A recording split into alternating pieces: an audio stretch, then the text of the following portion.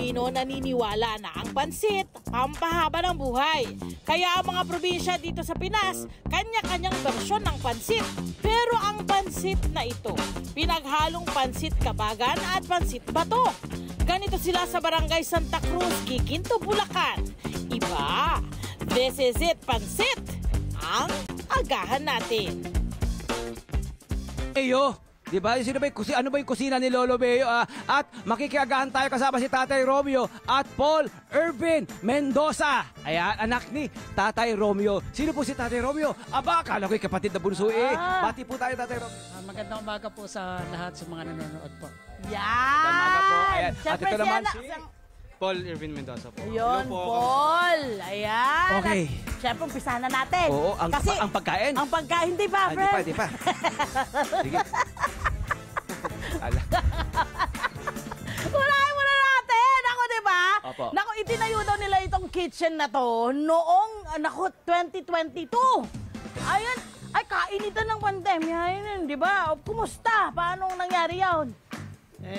Yun nga po, nag-umpisa kami para may extra income. Oh. Para po may extra. Uy, maupo pala talaga, kakain na kami! Pwede na po ba? Halika na, kuya! Ay, upo tayo siya, upo tayo siya. Tayo, tay! Ako'y lalapit lang sa inyo, ha? Akala mo, akin ng bahay na to. Okay, Ayan tapos na. po, 2022 po, paano po ang pag-uumpisa ang ginawa niyo po? Nag-umpisa po ba kayo sa ganitong kalaking pwesto na po ba? O maliit na muna? Maliit lang po. Ang una po niyan ay yung takoyaki master saka noti, melty. Sa anak ko po kasi yon. Then sabi niya, magtayo ako ng maliit na kainan. Supplyan niya ako ng mga gamit na lulutuin. Opo, ganun po nangyari po. Tapos po, ito po, sino po naging katuwang niyo po? Yung po mga anak ko, sila po lahat tumutulong sa akin. Pero ito po ang pinakano si Paul. Oh, Paul, ikaw naman matanong ko, Paul. Ikaw pa rin, Paul, sa simulat sa Paul talagang mahilig na sa pagkain o sa pagluluto. At ikaw, balita ko, ikaw daw magmamana. Ay, hindi ko alam kung ako magmamana. Pero mahilig naman po ako magluto. Okay naman din po. Minsan medyo tiyatamad lang. Pero okay naman. Huwag na rin! Hindi, ang ibig sabihin niya nung tamad, alam mo yung parang, di ba, may Baka challenges din na struggle yung eh. galing ka sa puyat, tapos magtatrabaho ka maghapon, magbabantay ka pa rin ng iyong kainan. Mahirap na trabaho yun. Mahirap din trabaho mo, ha? Hindi Ano to? Chill na pa nga ako na to eh. Ang hirap kayang umuya. Okay, question love. Ayan. Gusto ko malaman mula sa kanila. Siyempre, ano yung naging sekreto ninyo? Kasi hindi, maraming kainan. Diba? Siyempre, kailangan, ang ano nyo din ay, kailangan balik-balikan kayo. Ano yung ginawa ninyo para balik-balikan kayo? Bale, siyempre po, ang ginawa po namin is, nilevel up po namin yung lasa ng pansit namin. Tsaka medyo gawa po kami ng sarili namin yung timplang. Ito nga po yung pansit Kabato. Pwede ho bang matikman yan? Ito yung pinagmamalaking pansit, okay? Mga kabarangay, sa mga nanonood at nakikinig sa atin, ipakilala natin yung pansit Kabato. Ito po. Tatay Mayo, ano po ang pansit Kabato? Yan po yung pansit Kabato po. Yan po yung luto ng Ilocano. Then yung amin pong noodle ay galing Bicol. Ngayon, pina-upgrade po namin yung aming noodle para lalong sumarap.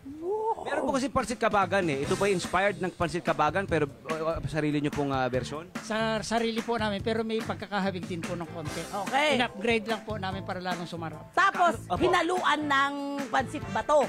Opo, ganun po. Ano naman ang naging reaksyon ng mga kumakain?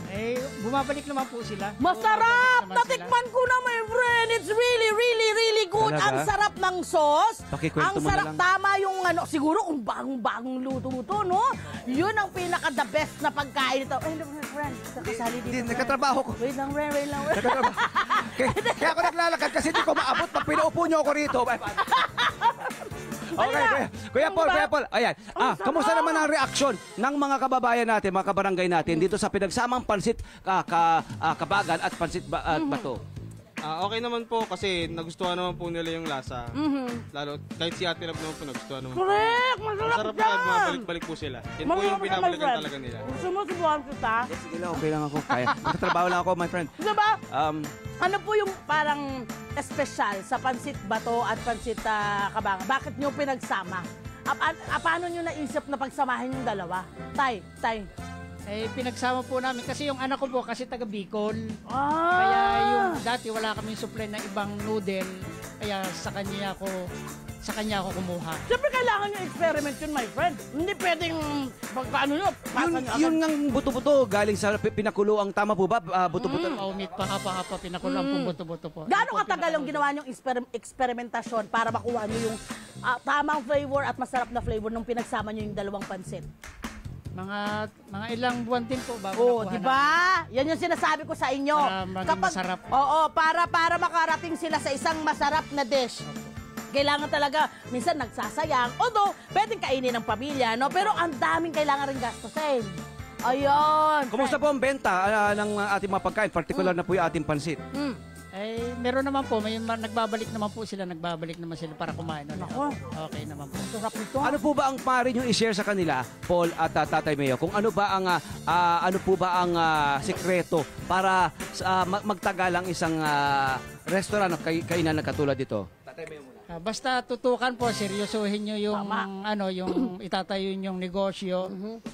Tutukan po para po sa pag-unlad po, yung quality po. Ito naman po si Paul bilang contemporary ko, batang-bata lang kami, no? Ano bang take away mo bilang isang batang negosyante o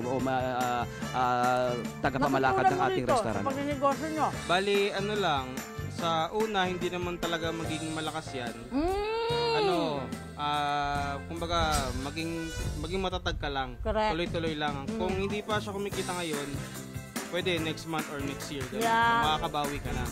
Anong nakita nyo parang ginagawa ninyo pag nakikita nyo na walang pumapasok pa ng mga customer? Di ba yung mga panahon na walang pumapasok na customer Anong ginagawa nyo? Bali ang social media. Doon lang. Yun ang malakas ang hatak social media. At malakas talaga to. Ang sarap niya, friend. This is really good. Ang galing ng ginawa nyong kombinasyon. Bali yung overload po namin is 149 po. Pag sinabi natin pansit overload, merong manok, Meron ito. Meron din po siyang karahay. Yes, At po. ang sarap ng Shanghai, my friend. Tapos po, bukod dito, ano po yung mga pagkain natin? Pakita natin, meron umabot na sa may Japanese, may takoyaki. Takoyaki po. Takoyaki. Dito po talaga kami nagsimula. Takoyaki tsaka milk tea.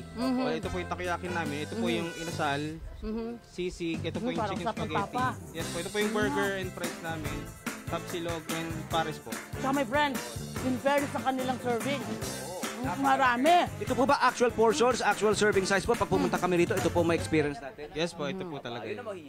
Sulit po. Ito pa talaga, ganito talaga yung lasa niyan. Lagi-lagi, araw-araw. Araw-araw Hindi po na ako yan. kami titira. Hindi po yung nagbabago. Ang sarap. Maraming salamat, Tatay Mayo at Kuya Paul! Hi! Sumama mo! Dyan na profile, mga Kanet 25. This is Love and New Verbo. For more love, Tunipet, and Arafang updates, just click the subscribe button and follow us on our Net25 social media pages at Net25 TV and Net25 Entertainment Facebook. See ya. I love ya.